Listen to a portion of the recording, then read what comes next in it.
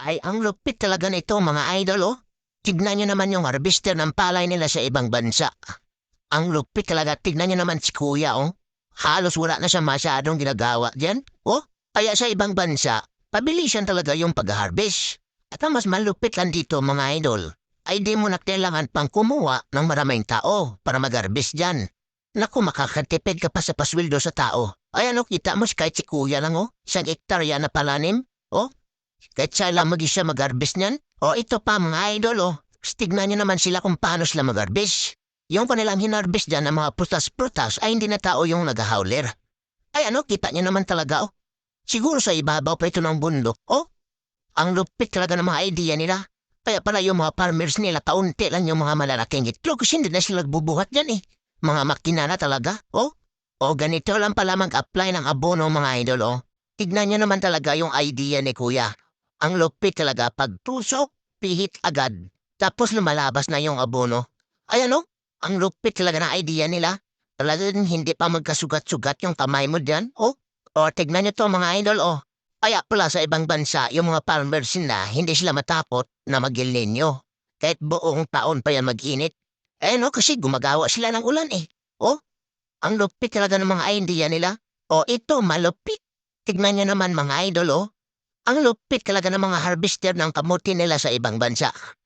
Ang lalaki ng mga traktor nila. Ay ano pang malawapan talaga yung pag-harvest na kamuti dyan. Oh, naku dito sa atin wala pa to. Mga ganitong traktor, oh. Tignan niya naman yung kung gaano kalawak yung maharvest niya. Oh, baka katipid ka talaga ng pasweldo dito sa tao. O ito pa mga idol, oh. Kung may malaki na traktor, may maliit din siya. Ay ano, kita niyo naman yung idea nila. Talagang yung mga farmers nila sa ibang bansa, hindi na siya nahirapan. Napapadali lang yung mga trabaho nila. O ito, matindi. Tignan niyo naman to mga idol, oh.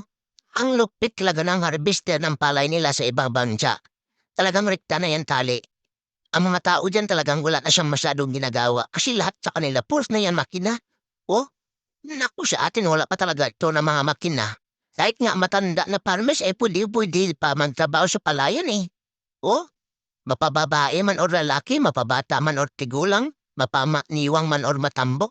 O ganito naman mag-cultivate ng sibuyas dahon. Tignan nyo naman yung makina nila mga idol oh. Talagang may sukat-sukat pa siguro yan. O kita nyo naman oh kasi hindi siya maapakan eh. O, tignan nyo naman si kuya. Naku parang tikalon pa siya mag-drive yan oh. Ang lupit talaga ng mga taga-ibang bansa. Oh, naku kita nyo talaga yung mga sibuyas dahon no. Pag mga ganito makina talagang matambok yung mga sibuyas dahon nila. Eh no, kita nyo oh. Naku, sobrang mahal yan sa merkado pag binili mo. O ito mga idolo, ganito naman yung ginagawa nila bago sila magtanim. So ang kanilang pinagtatamnan niyan, sinusunog-sunog nila para yung mga kaluluwa na natira dyan masunog na. Para yung mga itatanim dyan sobrang healthy. At saka maraming bunga. Tignan nyo naman oh. Naku, kasi kung may mga bad spirits pa natira dyan, siyempre yung itatanim mo hindi talaga mamunga.